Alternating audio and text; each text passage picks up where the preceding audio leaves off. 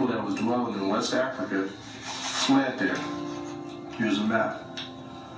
Okay, here's a map. So they fled there from Israel, because the people in Israel were not of Caucasian descent. They were people who had melanin in their skin, which would have to make them dark complexion, because the sun, when you have melanin in your skin, you fight your body to withstand the sun's rays. It actually heals the body having melanin. The Europeans don't have any melanin. So we go from here, from Israel. When the Romans came down, they conquered. The Israelites fled into Egypt, because this is where the Israelites always fled. They always fled to the land of the Philistines and to the land of Egypt. Remember, King David fled to the Philistines for refuge when Saul was trying to kill him. Christ fled to Egypt when the Romans was trying to kill him.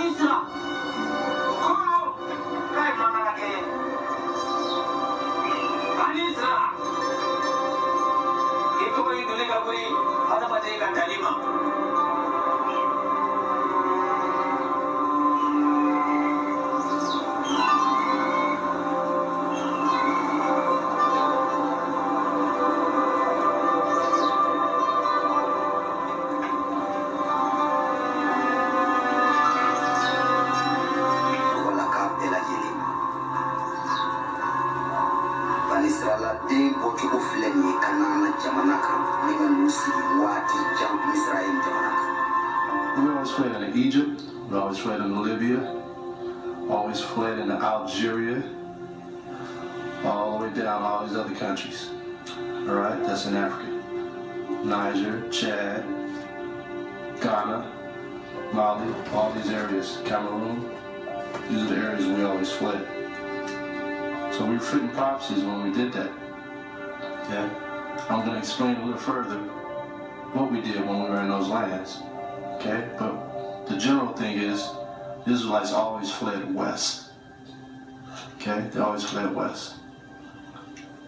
Now I'm going to read this out of this book here. It's called Hebrewism of West Africa by Joseph J. Williams.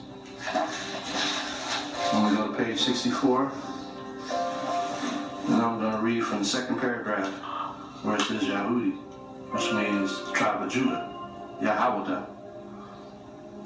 It says, later, while criticizing a map that had been published by T. Edward Bowditch in 1819, says, beginning then at the top of the map, I find a place called Yahweh, Yehudi, a country or town of non-existence.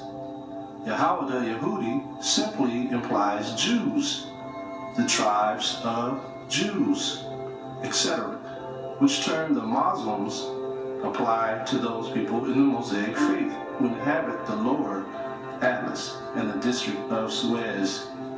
They also apply the term Yahweh to the Hebrew or Jewish tribes, whether native Africans or not, who inhabit Marah, that's where you get Moreno from, or Maroons, or the Moors, some parts of Fulani, and the neighborhood of Timbuktu. Okay, this is where we built up.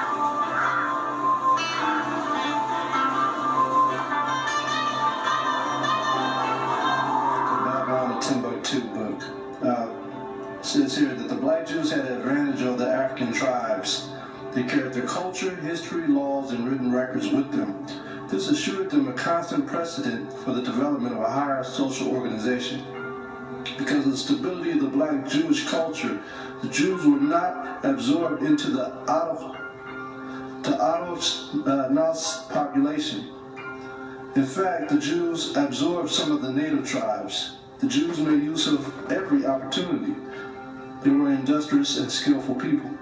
In the Jewish Ghanaian states were found kings, princes, governors, generals, secretaries, treasurers, revenue agents, judges, architects, engineers, doctors, historians, language interpreters, mathematicians, jewelers, sculptors, masons, carpenters, painters of art, goldsmiths, leather workers, potters, armorers, saddlers, blacksmiths, agriculturalists, etc.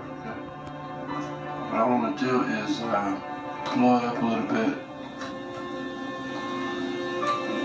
Okay, so I blew it up a little bit. This is like Cameroon, over here in this area. So what I'm gonna do is take you here. Okay, don't you know that means Judah? It's spelled I-D-D-A-H, Yada. And I believe this is an 18th century map. You look right above it, you got the Igbos, alright? And the Igbos are actually Hebrews. That's what the word means, Hebrews. Okay, now we're going to go into this book called History of Edom and Khazariah, the other Israel. The tribes of Ephraim and Benjamin went southwest, crossing the Niger River, and made contact with the people they called themselves Igala. Because of prior persecution, the Israelite tribes of Ephraim and Benjamin chose to identify themselves by new names: Igbo, after their leader Jeroboam, or Jabarigo, and Ephics, after their leader Ephidanis. In the Morning Star newspaper of Nigeria, April 22, 1984, an article was published revealing the facts concerning the Hebraic origins of the Igbo and Ephics tribe. Based on my faith in the Creator, I am a positive in asserting that the Igbos originated from Sketskinibo in southern Judea and are from the tribe of Judea, Yahweh. The ancestral father of the Igbos is Jabarigbo. Jeroboam Jabarigbo and his family left Judea in the year 718 BC during the Assyrian occupation of the land of the Jews by conquest, and came to this part of the country, Nigeria, in 638 BC. The journey took 80 years to accomplish, and not a single member of the family of Jabirigbo died in all. Let me find another one. Right here you have the port of Judah. Right here. Port of Judah. Alright. Over here you have the where is that? You have the Ashantis right here. Okay.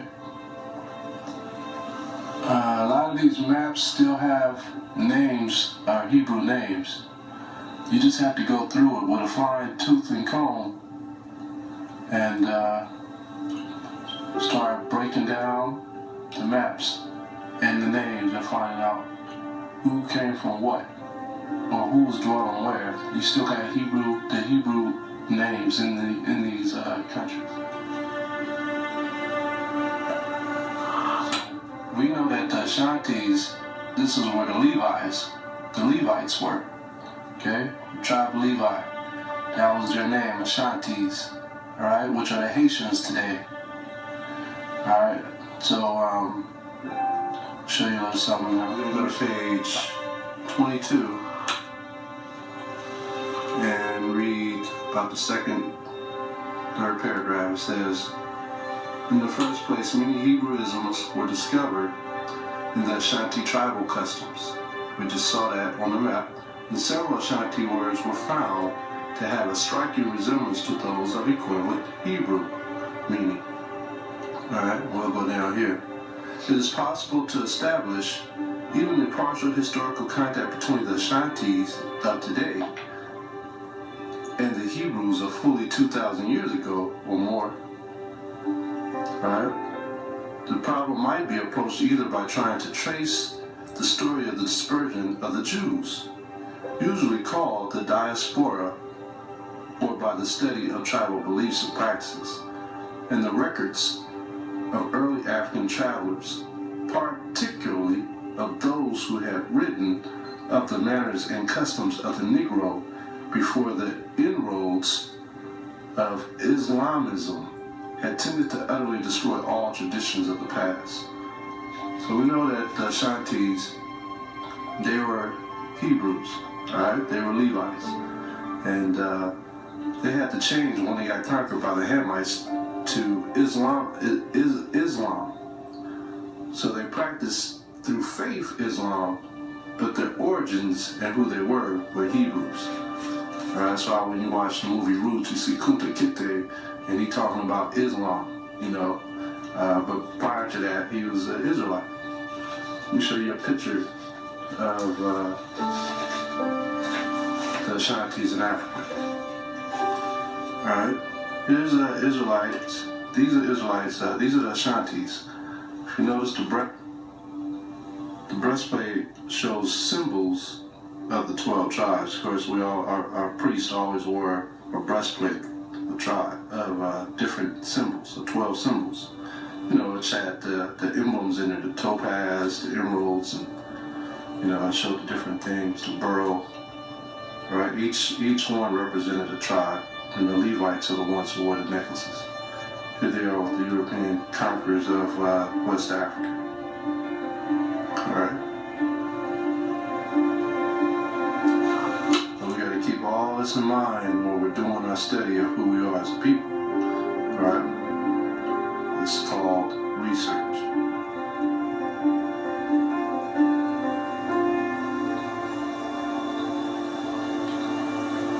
It's the next page over.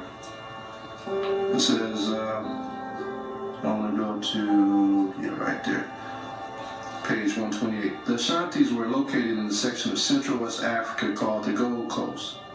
Look, these are the Levites, located due south of what is known as French West Africa. The Ashanti dominated the tribal communities of this region and were respected both far and near as a fiercely independent tribe of proud warriors, but the Gold Coast was not their original spawning ground. As the evidence indicates, they actually reached their present location from the north, no doubt. Originally occupying the northern part of what is now the Gold Coast, it is believed that the Akan people were gradually driven south by lighter-skinned people. These are the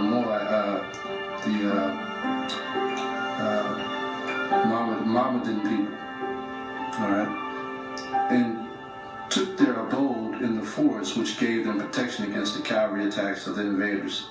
Basically, when I said, basically those are the Arabs that came down, and they were, we were fighting with the Arabs. Here's a book that you might want to read concerning how the Arabs came into West Africa and was kidnapping the Negroes, aka Israelites, and taking them back to Arabia. Alright.